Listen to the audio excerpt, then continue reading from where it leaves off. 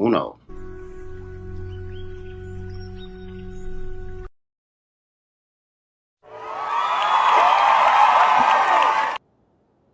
Hey y'all, Happy New Year. Welcome back to the Sage Dragon Book Show. I'm your host, Shaquana. Hope you all are doing well. I've been trying to stay warm here in the Northeast, wherever you are listening or watching. Welcome back to our show. This is still unfolding. I think I started this show in April of 2025. And it's just to share my love of books and help people who are aspiring to be better readers or interested in reading information. So if you know people who like to read, who like literature, please encourage them to check me out. Sage Dragon Book Show creator and host. Shout out to my super co-producer for the Real HD. So today I am. This is like a celebration episode or a fun episode because I read I read about 80 books last year in total, but I finished 70. So I'm counting that I'm the ones that I'm finishing. And out of those, I'm sharing my top reads, some of the ones that I just loved across all different types of books. It was a fun, great year. I traveled places with these books. I got my heart broke. I felt all types of feelings from depths of joy and love to anger to fear. I learned so much. That's why I love reading historical fiction. It's the best of both worlds because the authors research history so much to create the proper context, but you also get a story. So it's not, and I realized something. I actually retain information more if I'm following a character's journey than if I'm just getting facts and figures. So like I read this book on the women, and it was a very popular book about the Vietnam War and these three women that were nurses during Nam. Well, that led me down a whole rabbit hole of learning more about the Vietnam War because I was so Kristen Hanna, and it was a very popular book a couple of years ago. I was like, wow, that's my thing, historical fiction. So I got to read that, and I just love it. But we're going to get into that in a moment. Any people out there, do you all like reading? And then what genre do you like? Do you like historical fiction, fiction, biographies, sci fi, urban? Um, what do you like? Okay, so first off, I like to share book news, anything that I've come across that's related to books each week. So I got a couple of updates here. First off, this isn't exactly brand new news, but I came across it and I didn't know. But the book James is being optioned into a movie. So I'm sharing this from Big Little Reads. It's a post, it's a site that also promotes book literature. But Percival Everett's best selling novel, James, is going to get a movie adaptation. And it's Universal Pictures acquired the film, and it's going to be executive produced by Steven Spielberg through his company. And I don't know when it's going to be set. Has anyone read that book? I haven't read it yet.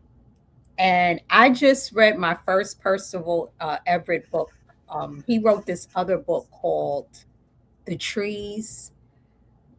I'm going to review that on a separate episode. So good. But James, this book got so much acclaim. It won the Pulitzer Prize, the National Book Award, and it's a satire. So you know what he did? He flipped the script. He took the Huck Finn story and put it into the perspective of Jim, and made Jim the central character.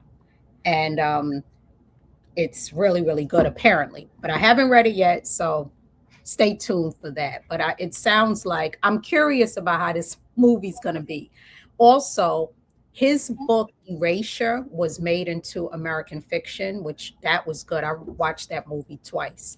So I do believe that if done right, this could be really good.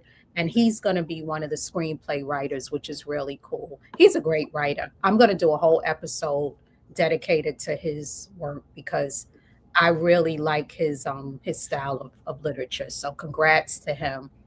Also, his wife is a writer, and I read one of her books, which is coming up on one of my top um, my favorite books of 2025. So next up, the NAACP Image Award book nominees were announced.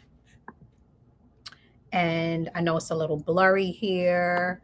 Lots of books. Kennedy Ryan, can't get enough. She's a great romance writer. I've read her work. Chronicles of Ori, Harmonia Rosales, Happy Land, Dolan Perkins Velez. I'm sorry if I'm not saying these names right. Death of the Author, Nadine Alcarafor, Harlem Rhapsody. I've seen that a lot. Victoria Christopher Murray. So those are fiction. Outstanding literary works, nonfiction.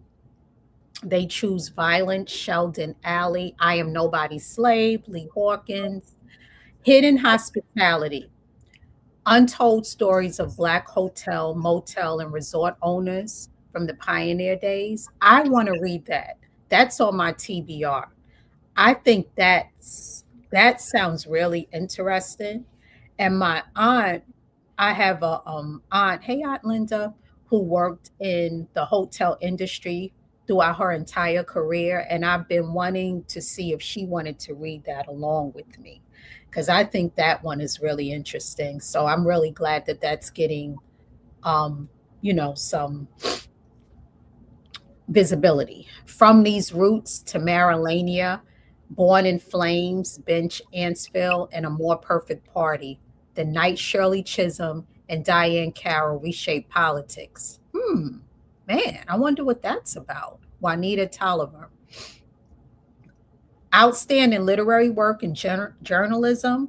As Black New Yorkers move out, New York City politics may be reshaped by Maya King. Audrey McDonald took the stage and rewrote the rules. Adam Davenport. Black Joy in Boots, How Line Dancing is Fanning Cultural Connection. HBCU's Real as Trump Cuts Black Focus Grants. This is Our Existence. Jasper Smith. On Borrowed Time, Anissa Durham Online. So congrats to all of them. There's more, but I won't read every single one. You can look them up. But I like this list because I'm seeing titles that I hadn't heard of that I want to check out over the next year or so. Wine Pairing for the People. Who Better Than You? Will Packer. So it's a lot of great poetry and children's books and youth and teen and graphic novels. So I'm really, really excited. Oh, hey babe, when's the Image Awards? Do you know? I When does don't.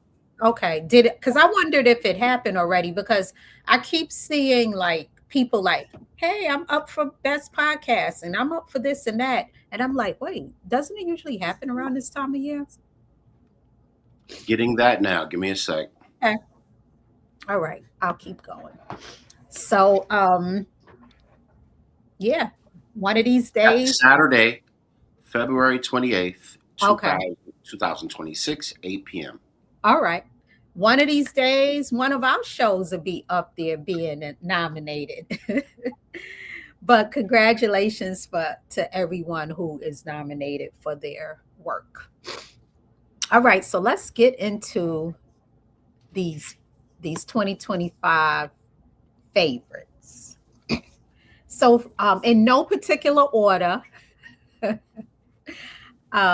first up is I'm going to do fiction. So, I read a lot of fiction. That's mainly what I read, and it's my favorite.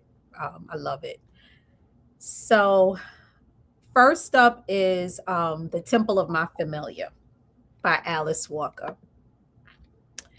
Um, this book has a special place in my heart because it makes me think of my grandmother on my mother's side, my grandmother Lottie, who passed away, transitioned back in October of 2020. And it was around her birthday that I felt a nudge. I was like, wow, because I feel her a lot, and I feel like her and my grandfather, my uncle, and other relatives of mine who have transitioned, I find myself communing with them, as ancestors. So it was around her birthday, and I felt like she said, Temple of My Familiar. Now, the funny thing about this is that we have both tried to read this book and couldn't get through it. And we would talk about that over the years because I remember, like, in my early 20s trying to read it and I never could finish it. And she said the same thing. So when I felt like she came to me around her birthday to read it, I was like, all right, Grams, let me try this again. And I can honestly say I'm really proud of myself. Now, this is what I did. I listened to the audiobook, and that's why I put up Janina Edwards, because she did an incredible job. So over the course of several days, I listened to this story. And I'm telling y'all, it is really good. And I recommend the audiobook because the way that it's written, it could be confusing to read as a physical book, but listening to it in the way that Janina Edwards um, read it and acted it out, it makes sense because it's a story it's not a linear type of book. It's a tapestry. It weaves folklore, some vignettes with some fiction pieces, um, all together. It's a kind of a story about like mothers and daughters, uncles, chosen family. It spans thousands of years.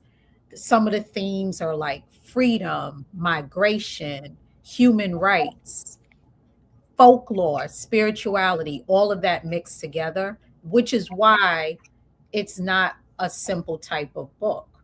Another thing is, I don't know if most people realize this, but The Temple of My Familiar is part of a trilogy. The Color Purple was a trilogy. And it was the most people just know of The Color Purple, but it's three books. It's The Color Purple, The Temple of My Familiar, and Possessing the Secrets of Joy. I'll be doing a whole episode on Alice Walker and the trilogy of this because it deserves its own space. But yeah, that's just a FYI. And The Temple of My Familiar was the one that I hadn't read because I read The Color Purple, way back when the movie came out a few years, like maybe in my high school years. And I read Possessing the Secrets of Joy, which was how I learned about female genital mutilation, which I was like, oh my God, because I had never even knew about that. And then did a lot of work and throughout the world to help raise people's awareness of female genital mutilation. And she wrote this book called Warrior Monks, which was so inspiring to me that I ended up writing this spoken word piece that I used to perform a lot in college. And it wasn't about that, but it was just about being a warrior. So I love Alice Walker's work. I almost wish that I feel like the color purple has been so commercialized that it's starting to neutralize some of the meaning. But check her out and check this book out. Excellent book. And I'm really glad that I felt proud. I was like, I finally got through this story and I understand it now. So thanks, Grandma, for that nudge. Anybody out there? All right, I'll keep going. I'm trying to be mindful of comments coming through. So next up, another favorite of 2025 is A Love Song for Ricky Wiles by this author Tia Williams. This is a real contemporary story. I could see this being optioned into a movie easily. I even feel like, who could play this? There's so many beautiful young actresses out. I mean, I have one, a daughter who could, but it's so good. I'll read a little bit about the story plot of it. It's a sexy modern day fairy tale from the New York Times best-selling author of 7 Days in June, a free-spirited florist and an musician share a soulmate connection told through the history, art, and magic of Harlem.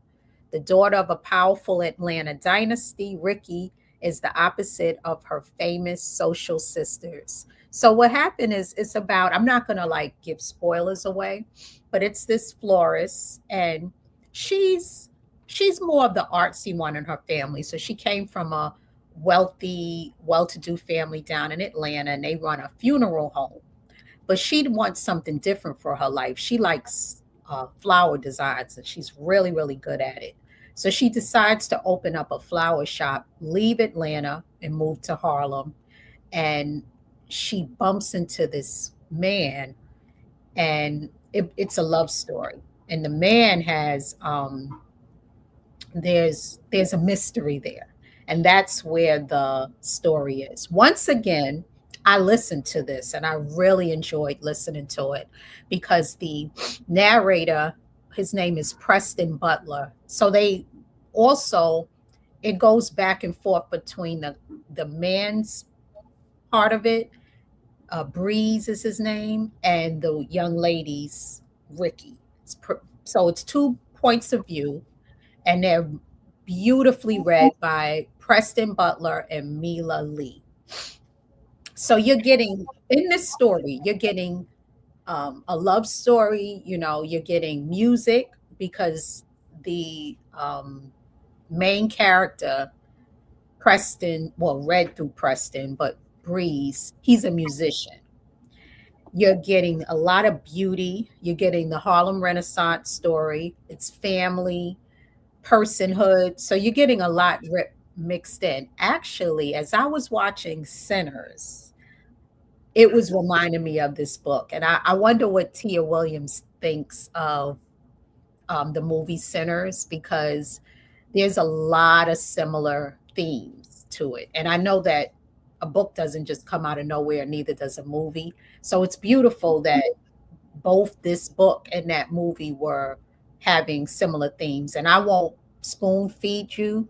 If you like Sinners, check out this book. And then you'll be like, oh, I see what she means by it, because it's a lot of similarities. But this was awesome. I really enjoyed this. I think a lot of guys and girls will enjoy it. Okay, next up is All Fours.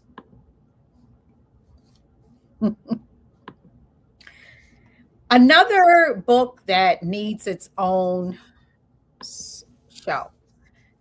This was a finalist for the book award back in 2024.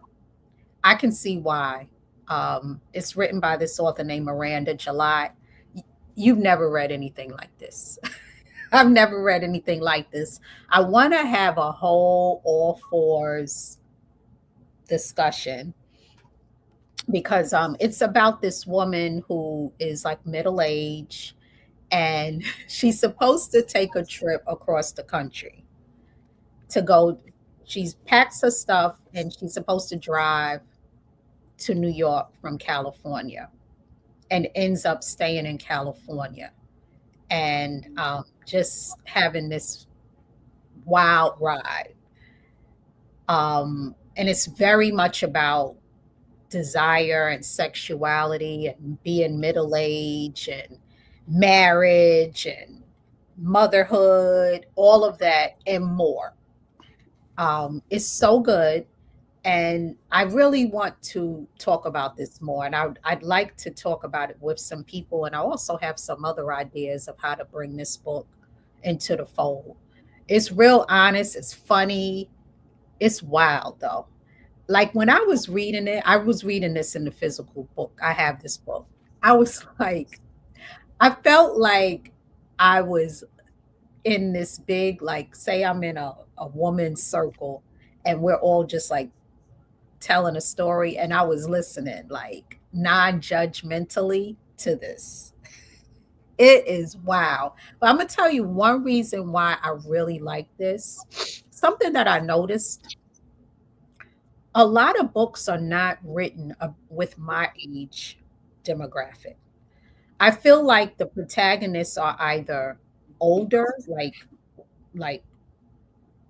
the boomers, like 50 and up, or the protagonists are 30 and below. And I'm like, it's really interesting. And I do a lot of reading. There's not a lot of books about middle aged women. And I don't know if it's like that with men too. I'm gonna look into that. But most of the books that are popular, and when I look on there's a ton of bookstagrammers now and book talkers and stuff like that. Most of them are talking about a lot of the same books that are being released, and they've been released over the last few years. And I'm looking at those books, but I may also review books from like the 90s and when I was reading before Book Talk and Goodreads and all those things were popping. And those things are really cool, but you see similar books. But like I said, a lot of the main characters are younger. So I want to see some stuff that reflect my age. And yes, I am going to be writing too. But in the meantime, it's nice to see that. So I think that was another reason why All Fours blew up is because it's filling that gap. So has anyone read All Fours? It was that was something. I don't know if that's going to be optioned into anything, but it was a hot, sexy book. Very, they said a giddy, bold, mind blowing tour de force. I kept seeing it, and I was like, all right, I'll see what all the fuss is about. But and I watched the interview with her too. So that was a good one. Moving on. My next fave, How the One Armed Sister Sweeps Her House, a novel by Cherie Jones. So good. I got to give a shout out. There's a very successful bookstagrammer. She goes by Book of Sins. She's been around and she also has a book club, and I participated in her book reads. Her and there's a couple of other Caribbean um, book influencers that have increased, helped to increase the number of Caribbean reads I've done. I have read so much Caribbean literature and I love Caribbean literature. They have in Jamaica, they do a festival every 2 years, and I don't know if they're going to be able to do it with the hurricane that happened, but it was really my dream to go to one of them one year. It's an organization called Calabash that puts it on. but they also have this Caribbean festival in Brooklyn, and I watched a lot of the like not really podcasts but videos, and so I'm obsessed with Caribbean literature, and a couple of the my top 2025's are by Caribbean writers, and this is one of them.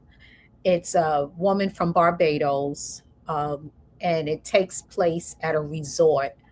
Mm, I can't remember the amount of time that it took place on. It gets into generational trauma, partner violence, abuse, but also race, class, and tourism. And really excellent book. And I didn't realize it was a Good Morning America pick too, but that you will love that book. It was really, really good. So check that one out if you want a good kind of like page turner. The title of the book almost sounds like a African proverb. Yes, and the title, there's a whole part, a piece about the reason for the title. It's something that in the book, the young lady who's the protagonist, it's a saying that her grandmother used to say to her, but the meaning has to do with having to continue through life with one arm is synonymous with like having a major trauma happen to you and you got to carry on. It's like being maimed and you still have to live the rest of your life. So that's the proverb. You're right to it. And yeah, it's a heavy, that's the thing. It is heavy. Like there's a lot that happened here. And Like if someone all of a sudden becomes disabled in some sort of way, how mhm, would you carry on with the rest of your life and yeah, be the better for it? Yeah, yeah. gotcha. Yeah. And or experiences something like something really sad, Hmm. something really traumatic, because that's what happened in the story, and having to keep going, So it was really excellent. Next up, another fave, Colored Television by Danzy Senna. Danzy Senna is the one that I was saying is the wife of Percival Everett. And this was my first book by her. She's written quite a few books. It was so good. And another reason why I like it is shout out to writing for the 40 something group.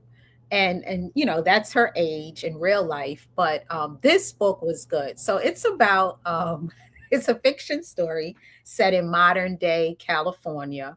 And it's this woman she's trying to juggle. She's a writer and she's also like a college professor and wife and a mom, and she's juggling all of that. So she's trying to get her book optioned, and a wild ride happens with that. But it also gets into like things going on with her marriage, things going on in California, and it's like middle age life against expectations, and it's funny. It's so funny. So I like humor, and I she's really good at like getting to that. So but once again, like I said, it's not a lot of books written with women who are like 40 something. It's like a lot of times I'm seeing things that are like coming of age stories. Love me a good coming of age story.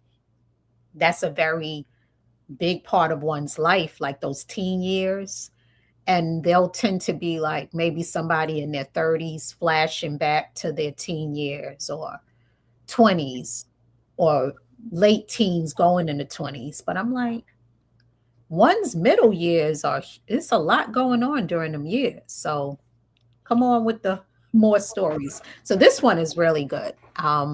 It was I kind of felt in a way I could relate to some of the things that she was saying, because it's also this couple, they're like educated, but they still haven't reached that, because of, not because of anything they did wrong, but because of the way the economy is set up. They're still somewhat struggling, or they just haven't reached that pinnacle yet.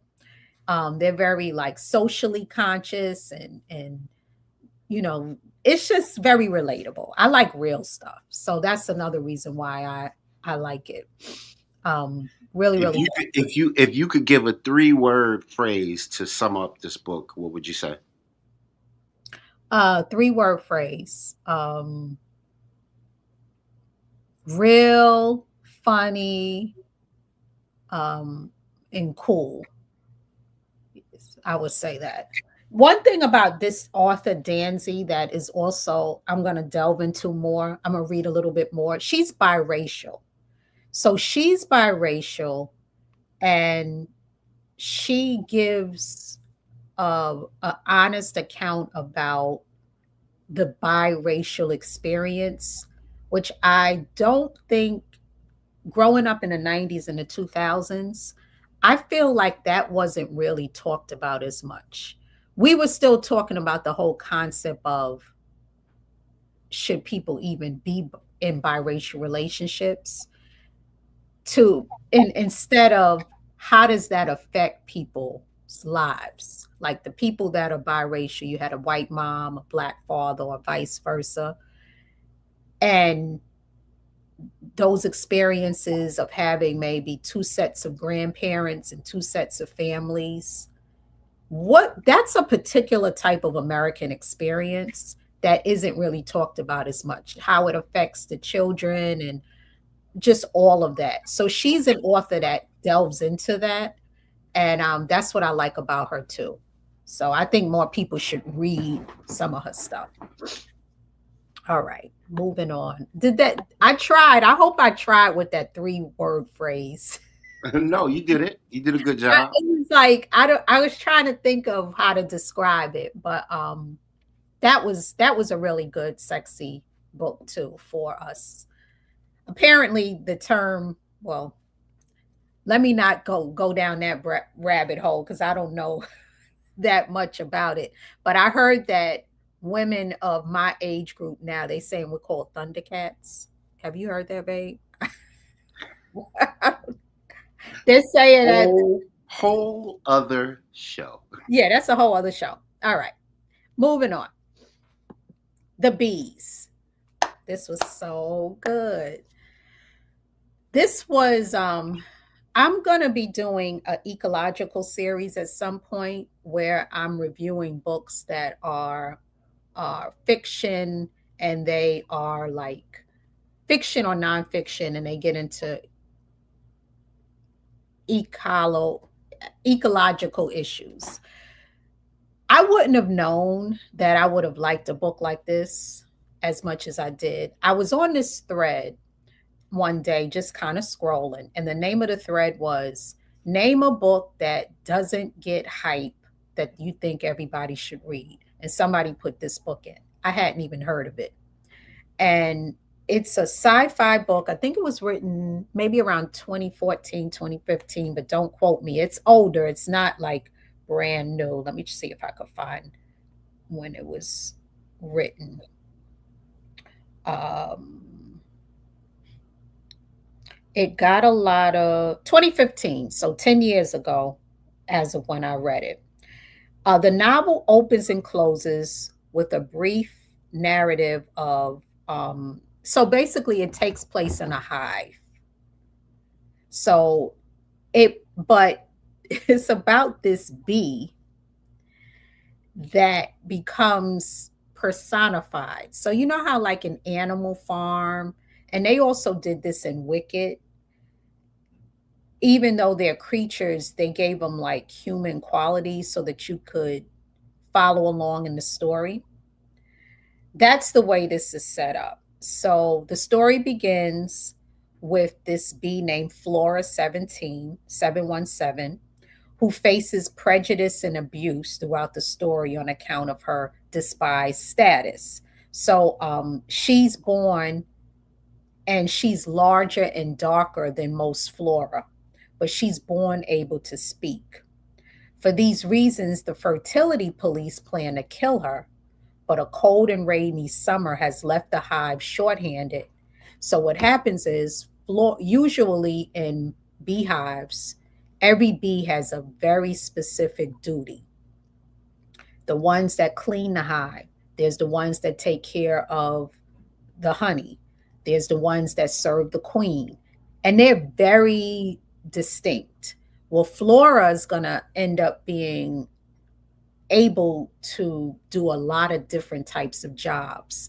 So, in one instance, she goes out foraging, which is usually a separate role because they don't want bees that might be out picking up dirt and vermin infecting the hive. They're very much about cleanliness. But she goes out, she forages. She ends up fighting, and this hornet comes into the hive one day and tries to attack them. And she is brave. And because she ends up killing the hornet that tries to harm them, she meets the queen. And the other bees are like jealous of her because of that. And then it gets into some other stuff. I was like, I did listen to this on audio too, and the narrator did a really good job, but I was so into this story. I mean, I really got into it. I was telling my daughter about it. I was like, this is good. It gets into power and class and sacrifice and survival. Also, I learned a lot about the bee species because the author did a ton of research, like a lot of what, aside from the humanistic piece, which I think needed to be done to help make it interesting, it really had a lot of it was mainly the way that bees operate and the way that they work and the way that hives work. So once again, I became educated on a topic while also just getting really entertained by this because it was like, wow, what is going on? Like, yeah, it was really good. Different. Like I said, I would have never thought I would want to read something about a beehive. She wrote this other book called The Pod after the beehive. I think it came out a few years ago, and it takes place in pods are the way that dolphins travel together. And a lot of people are saying that that book was incredible too. And I was like, would I want to read about dolphins? But similar to bees, the bees, she gives it a humanistic quality, if that makes sense. So we're all animals and creatures. So she gets into, it's the way that it's written. It's not boring, is what I'm trying to say. Like you would probably be like, oh, I don't want to just read about dolphins or I don't want to just read about bees. But it's a story, it's like a plot. That makes any sense? Yeah, I remember you. We were walking through the farmers market. You would not stop talking about this I know. story. I know. It was so good. I was like, oh my God, this is really good. So yeah. So that was one of my faves of 2025. All right, moving on. Another really good book, Linden Hills. Oh my goodness. I actually did a show. If you want to look at my go to the Sage Dragon YouTube page. And I didn't do it live, it was a taping, but I liked this book so much that I wanted to give it its own episode. So you can go back and look where I talk about it. It was written by an author named Gloria Naylor, Black woman author who she passed away. And she wrote a book called The Woman of Brewster Place, which was made into a TV series way back in like the late 80s, late 80s, I think, which was excellent. And that's how I learned about her. But she wrote a whole bunch of other books. Check out her writing. She is amazing.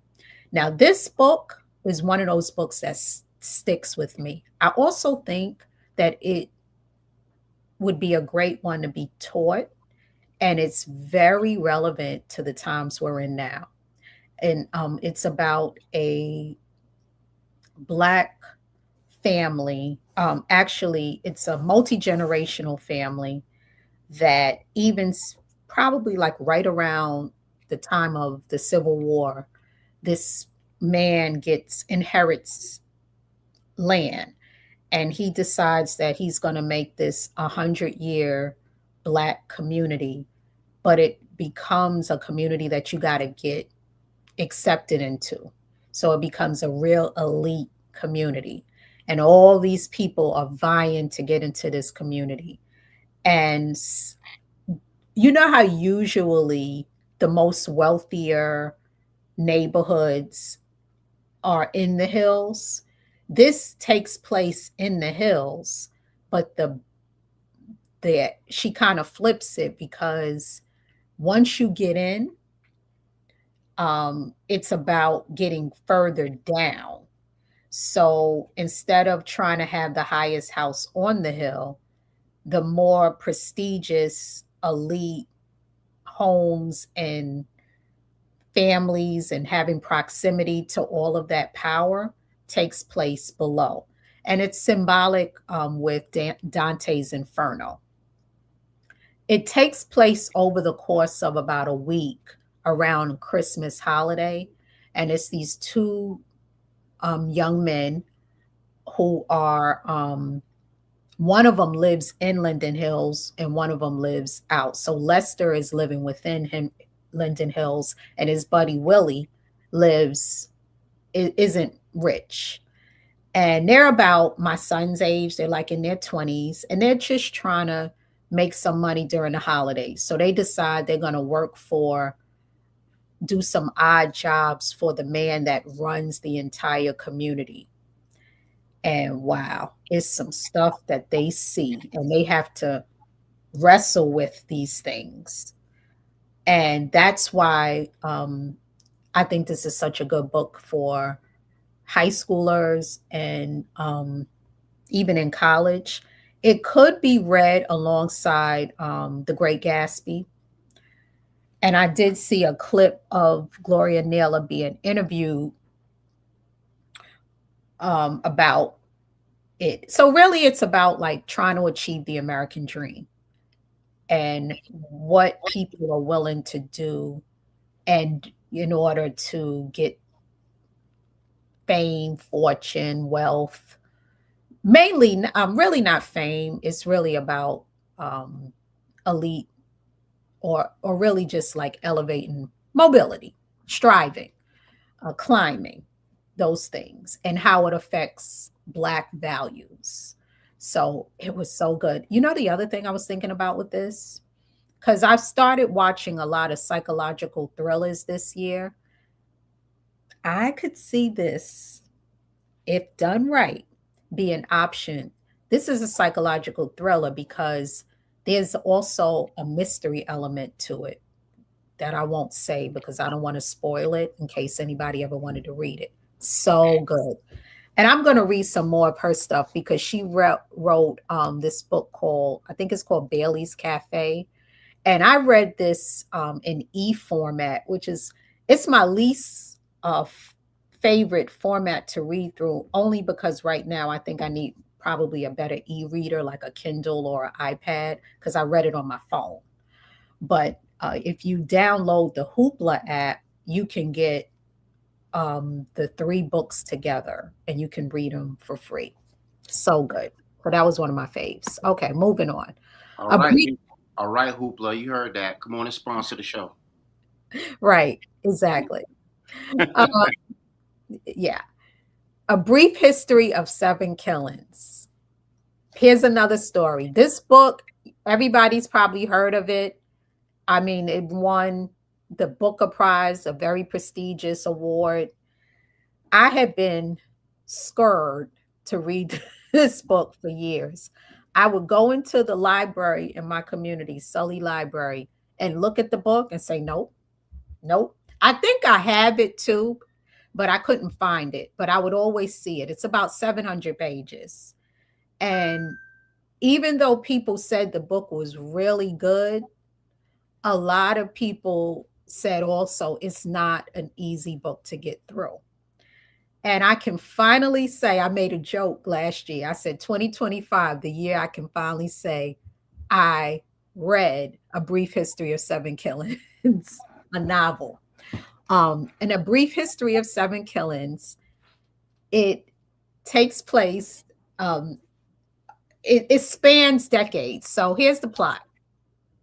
December 3rd, 1976, just before the Jamaican general election, and 2 days before Bob Marley was to play the Smile Jamaica concert to ease political tensions in Kingston, 7 gunmen stormed the singer's house, machine guns blazing. The attack wounded Marley, his wife, and his manager, and injured several others. Little was officially released about the gunmen, but much has been whispered, gossiped, and sung about in the streets of West Kingston. Rumors abound regarding the assassin's fate, and there are suspicions that the attack was politically motivated. All right, so they're saying this book delves into that dangerous and unstable time in Jamaica's history and beyond. It's chronicles the lives of a host of unforgettable characters: gunmen, drug dealers, one night stands, CIA agents, even ghosts. You see why this is not an easy one? Over the course of 30 years as they roam the streets. So it starts like in the 70s, 76, and it goes all the way till the 90s. And it's written, you're getting these different perspectives. Some of the gunmen that were involved in the assassination. It's fiction, so it's a fiction story, but once again, there's a lot of real events that Marlon James pulled from when he wrote it. Like, there was a movie. Remember, we went to see that movie, babe, a couple of years ago, One Love. Although I heard Marlon James kind of critique that movie, some of the true nature of it, but that was about the assassination attempt of Bob Marley. So with this, that's where it starts. But you're hearing these different perspectives. Like one of the women that was in the book, she was at the, she had dated, they referred to him as the singer. So Bob Marley, she was dating him. Well, there was a lot of turmoil going on in Jamaica at the time, and her parents got attacked. So she wanted to go, she was trying to like go to Bob Marley's house to see him to see if he would help her and her parents get out of Jamaica. She happened to be there at the same time that the gunman was coming in and saw the shooting and ends up fleeing. So now, for the 30 some years, she's on the run. It's good.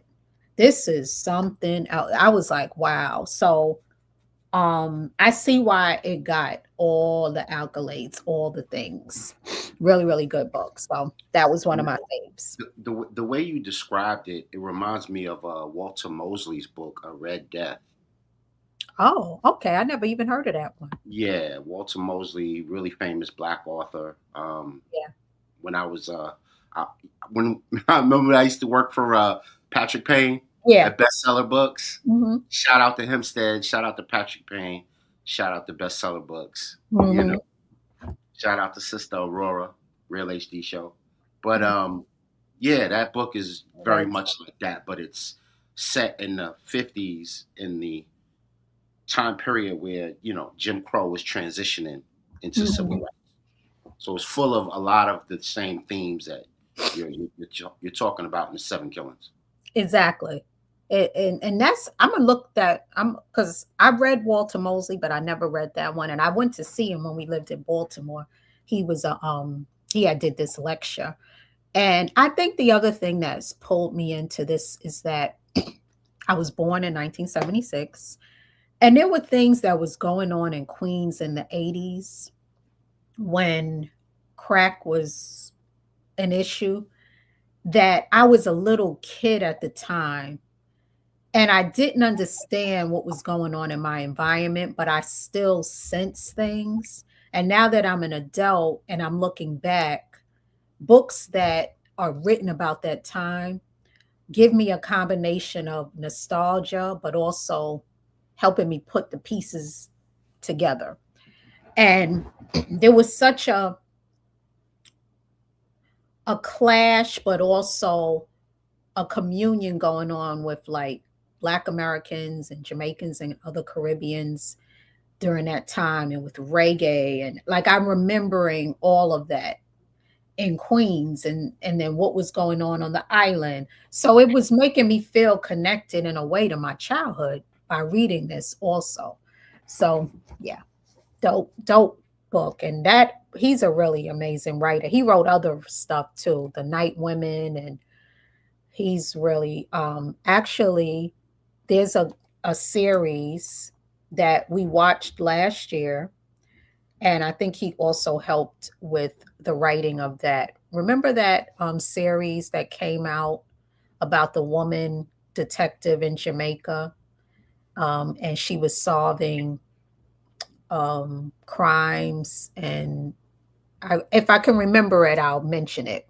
But I Yeah, know you Alan talking James. about the series with Jill Scott and Anika Noni Rose? No, No.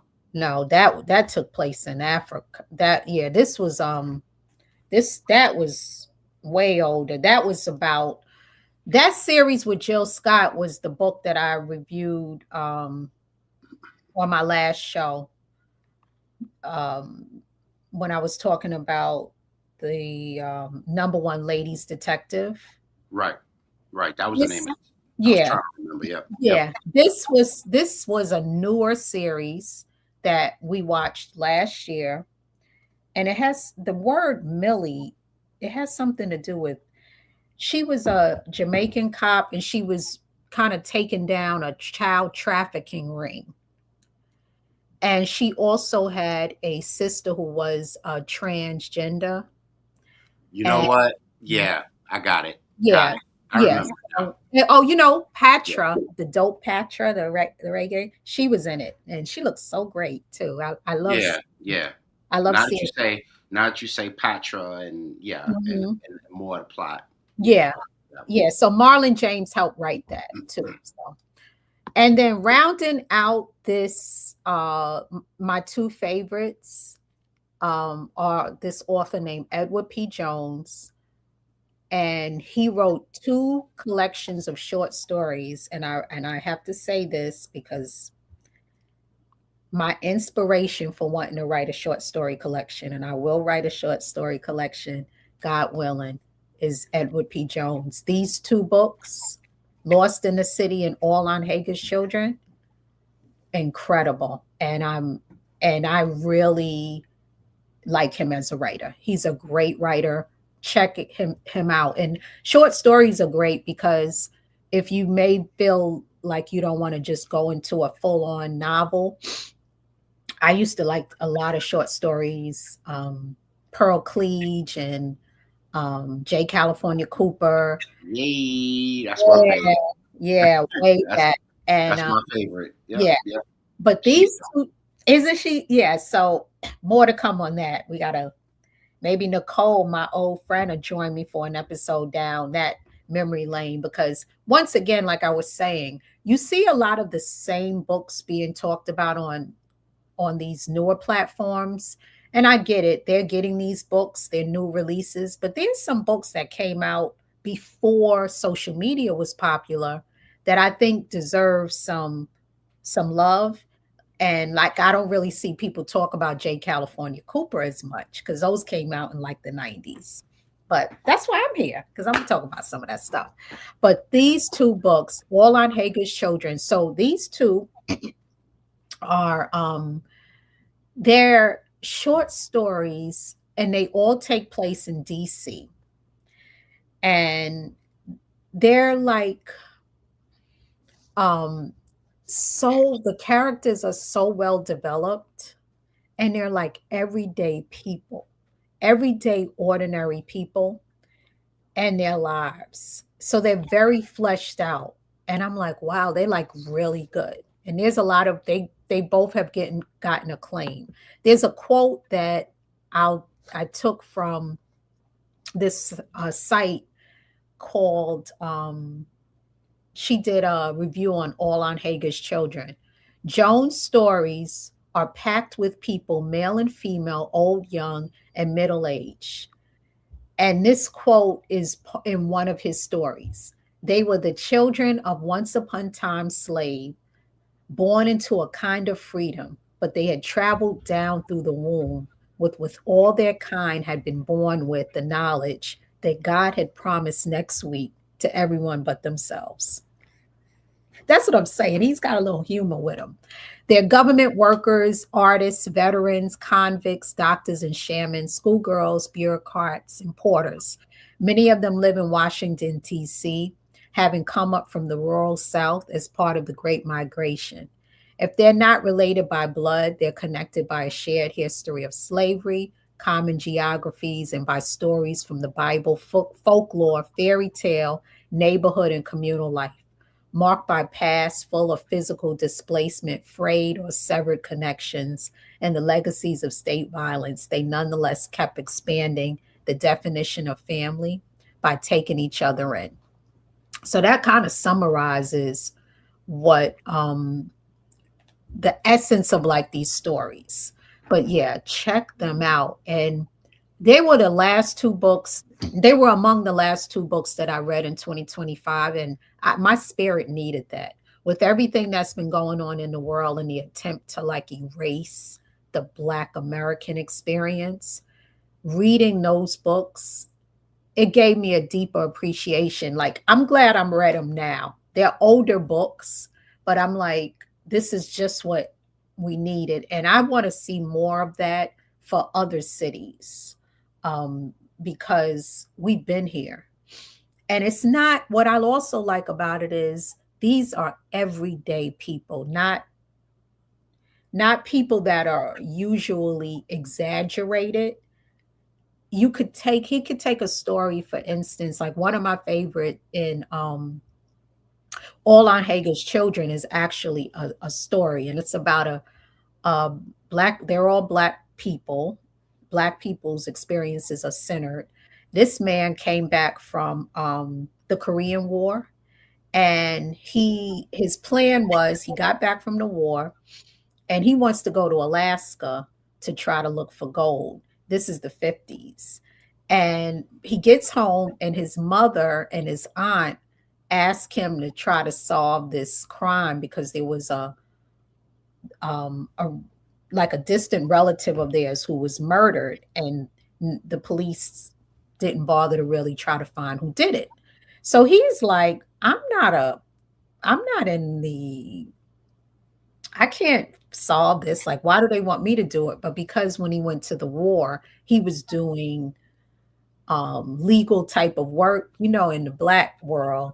If you had any, you know how it is. Like, if I worked at a law firm, if my aunts and uncles have law needs, I don't have to be the lawyer. They're calling me. It's just how we are with it. If you worked in education, whatever, banking, and you could be the teller or you could run the bank. Somebody got some banking needs, they're calling you. And you might be like, but I don't do that. But they're like, figure it out. So anyway, that's what he ends up being tasked with doing.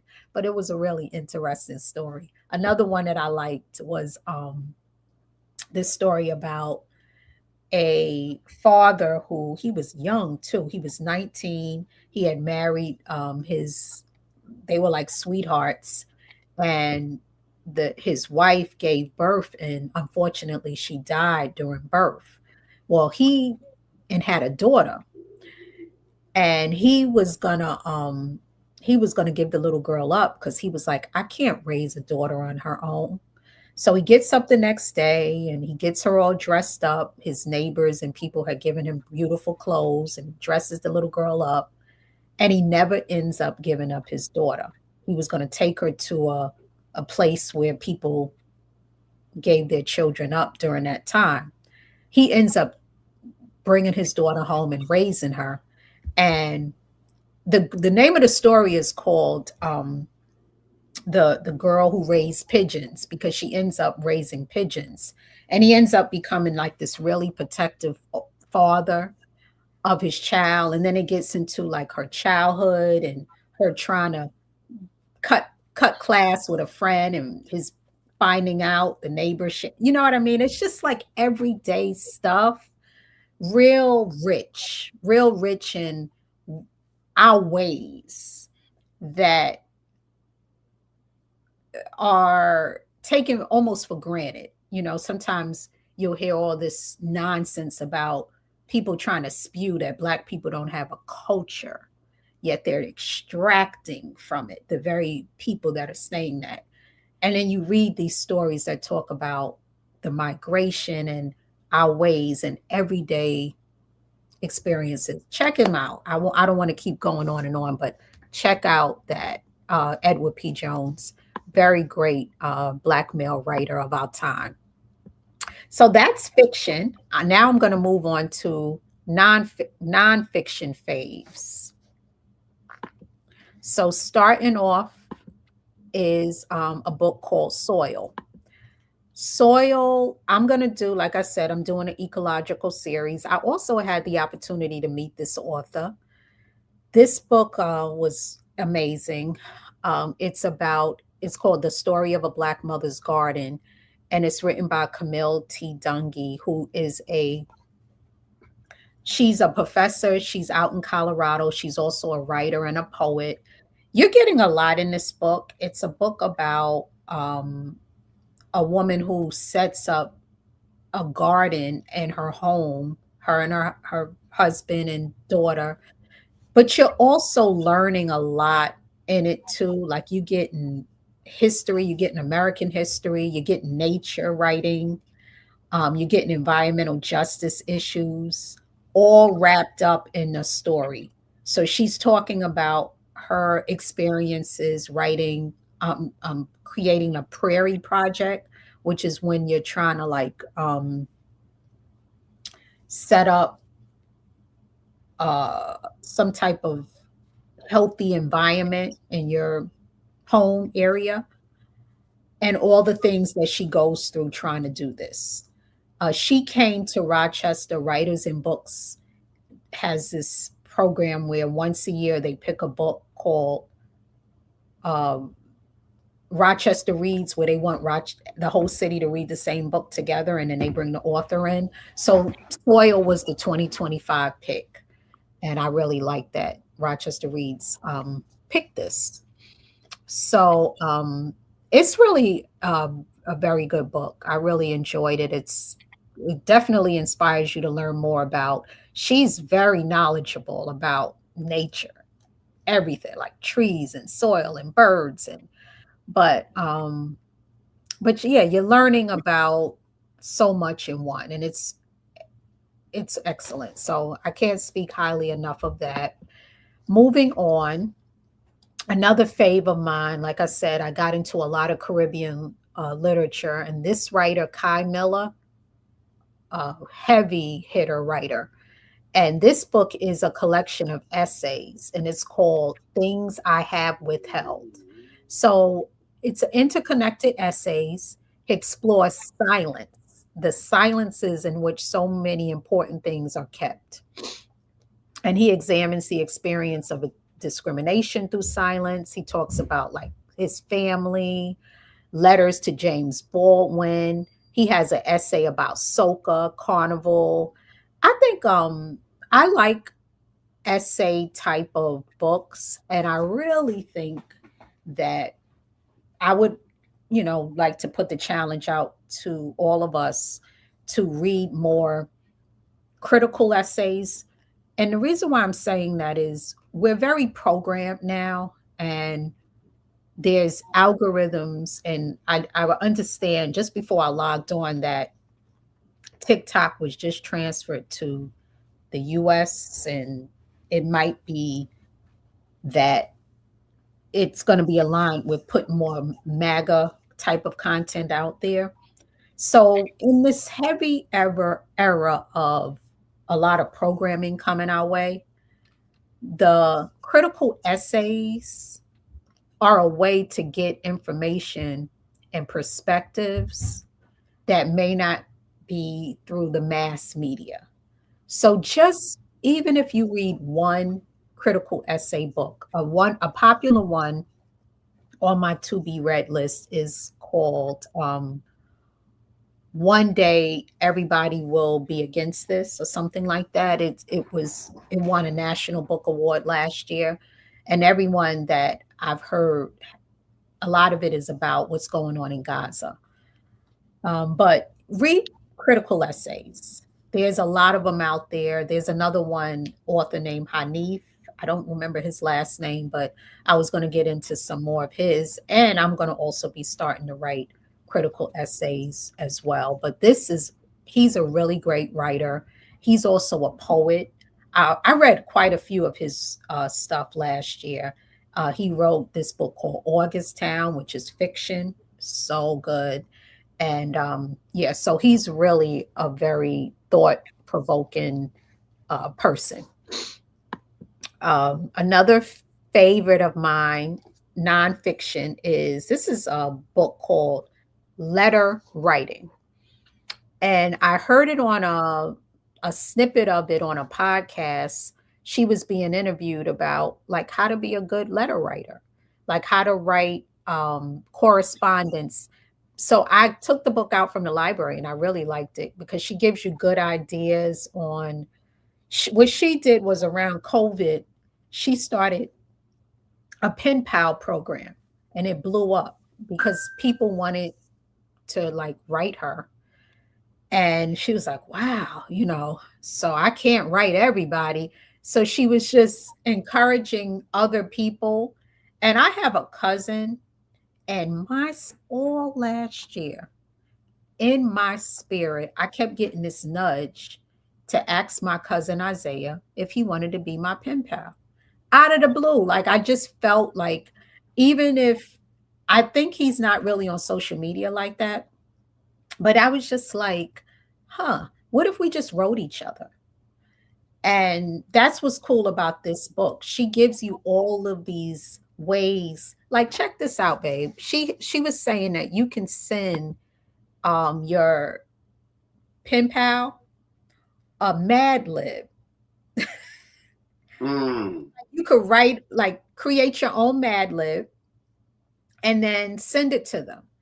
So it doesn't have to be, hi, how are you? Da da da da da. It can be that, but it could also be something like we send Mad Libs back and forth. We send rap lyrics back and forth. But it's just like another way of how kind of I feel a dopamine release when I get something in the mail besides a bill. Anybody can relate to that? Like a letter or a card, and you're just sending it back and forth. It's kind of a lost art that there's a recommendation to bring it back. And when I went to Portugal, one of I had such a great time. I went on a cruise one day as part of the wedding that we went to, and I got all of these. I stopped at a port and I kept picking up all these postcards, these really beautiful postcards. Some of the postcards had sand from the beaches we visited in it. Well, when we got back from the cruise, I went downstairs in the hotel, got a glass of wine, and sat and wrote my postcards out. And this might sound weird saying this. Do you know that was one of the most enjoyable parts of the trip?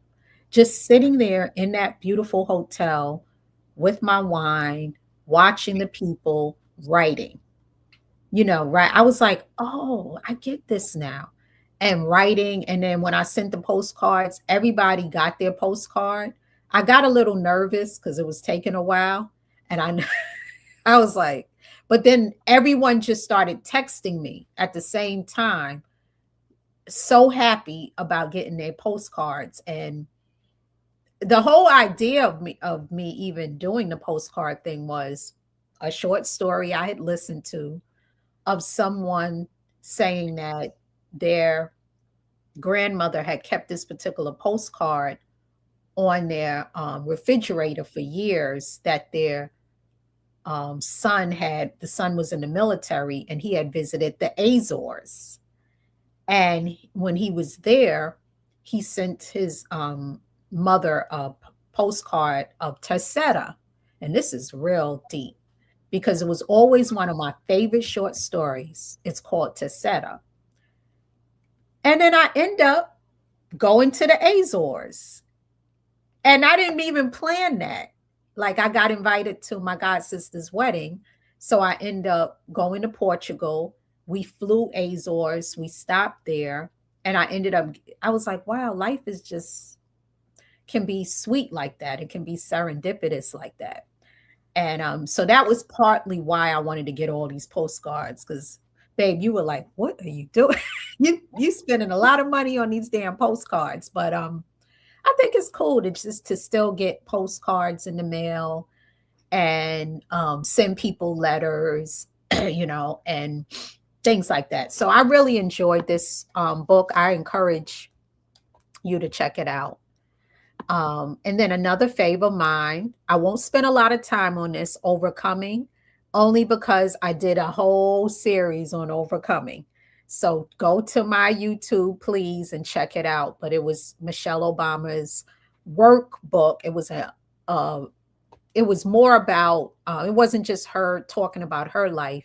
It was an offering that she was giving up to help us build strength, love, lightness in a very dark time. And it has some really practical things you could do. So you could check out my previous episodes to check that out. But that was a really great book last year.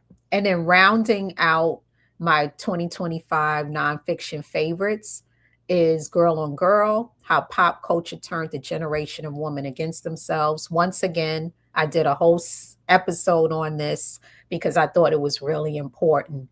I was already a young woman in the 90s, going into the early 2000s. She's a little younger than me. She was a teen going into the 90s.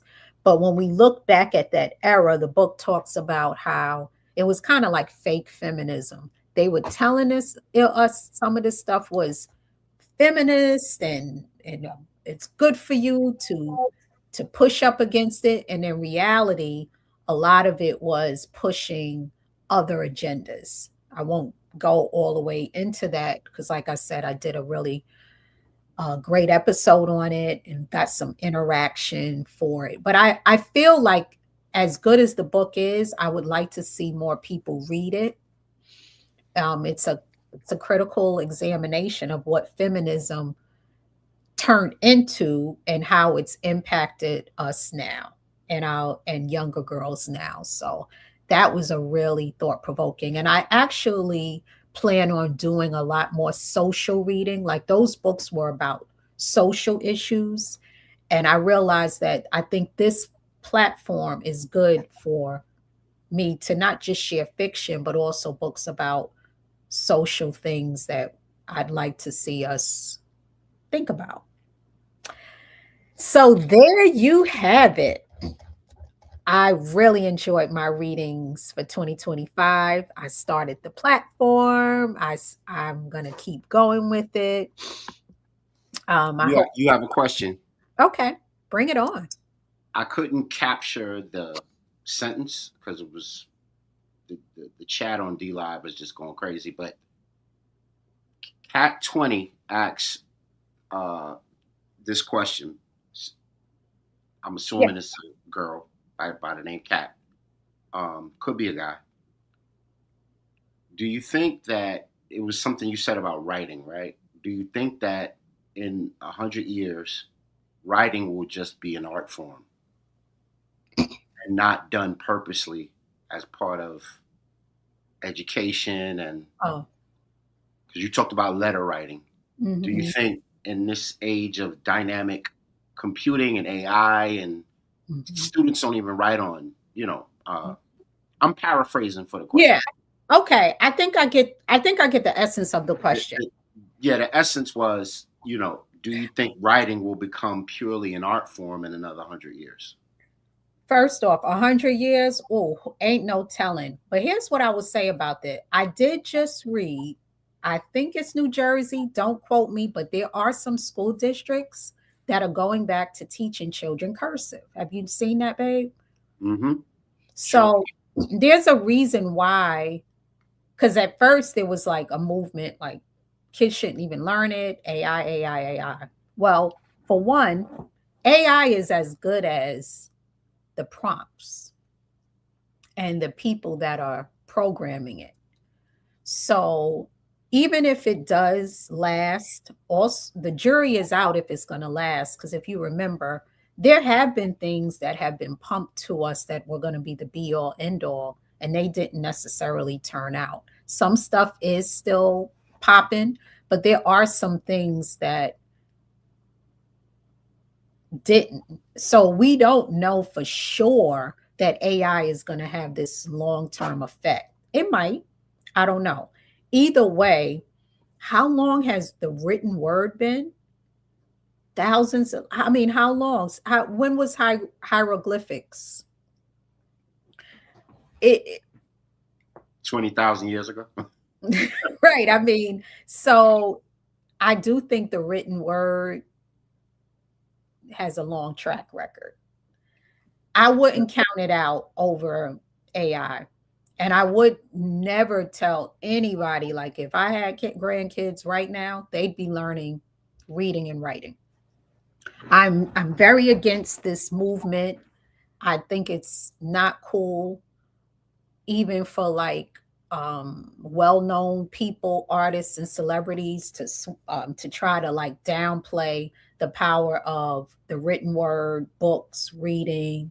Every so often, something to come up with someone who has a lot of money saying that we shouldn't be reading. It's all should be about this, and it's stupid. No, we got to read and write. So no, I think it's gonna last. Of course, I don't have a magic.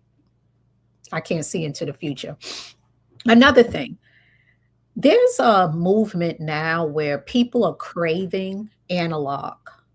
So even though we are all digital, we're using the digital now. And I do that even in my profession. I work in health tech. So I know that the digital and the virtual and all of that has a role in our lives. People are craving hobbies. They want to go off screens. They want to get back to a lot of things that are, like I said, analog. So I do think that things like having pen pals or building stuff, model planes, crafting, woodworking, sewing, you're seeing it. Like you're seeing people post about those types of things because it starts to drain you when you're just on the screen all day long. I know that's why, like, even for me, like, I like doing something like maybe a jigsaw puzzle. I know some people like doing needlework or something with their hands outside of just being on the screen and constantly.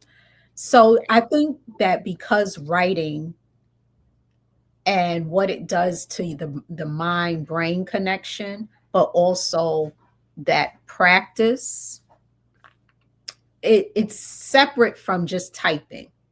So I do think that it does have a role um, that will go beyond just AI. So if you're a parent, I wouldn't not have my kids reading and writing right now for many reasons. Because even if the AI does dominate, who are going to be programming the AI? You got to be ahead of it. You got to give the prompts. You got to be able to utilize it. Who's doing that? I don't want to have only certain populations be able to do that.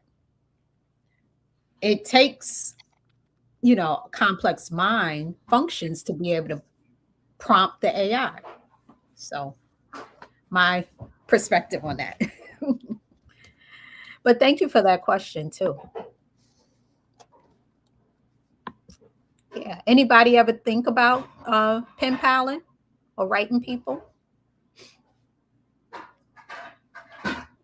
I remember back in the day, and they probably would never do this nowadays. But I remember back in the day, they used to tell you to write prisoners.